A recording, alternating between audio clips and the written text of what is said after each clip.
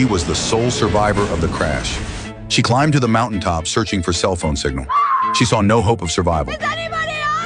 Tears streaming down her face, she returned to camp. She picked up the medical report washed ashore.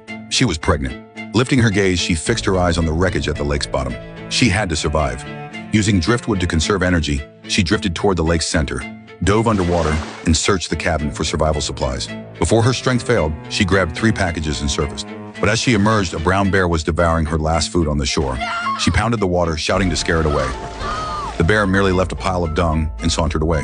She reached the shore to inspect her supplies, a bag of personal items, a dry bundle of $3 million in cash, and a packet of painkillers. She filled the medicine bottle with lake water, but while water sources teemed with bacteria, it had to be boiled before drinking. Staring at the cache, a bold plan formed. Using her glasses to focus sunlight, she ignited the bills and built a fire with dry branches. As flames rose, she beamed like a child. She gathered plane wreckage, shaped it into a pot with stones, poured in lake water, and watched it boil. After letting it cool, she poured the water into the medicine bottle. Her first sip of fresh water in 2 days worth $60,000. She ventured into the forest to forage, sorting tree berries by color into her medicine bottle. After washing them, she ate them but suffered food poisoning symptoms, nearly fainting. In her subconscious, she saw a brown bear, sparking a new idea. Upon waking, she examined the bear's droppings from the previous day. By comparing the colors of the berries and their flesh, she successfully identified non-poisonous, edible wild berries. She returned to the thicket and gathered large quantities of blueberries. As heavy rain began to fall, she looked up and conceived a new plan. She sprinted back to camp, placing empty medicine bottles on the ground to collect rainwater, far cleaner than lake water.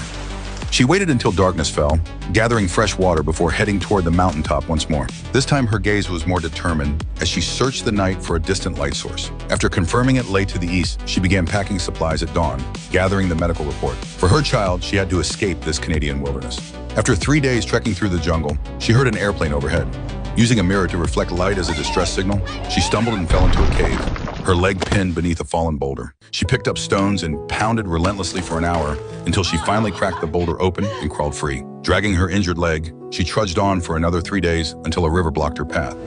Sitting on the ground, she wept uncontrollably. She had no strength left to find a detour. Watching the river's flow, a daring plan formed in her mind.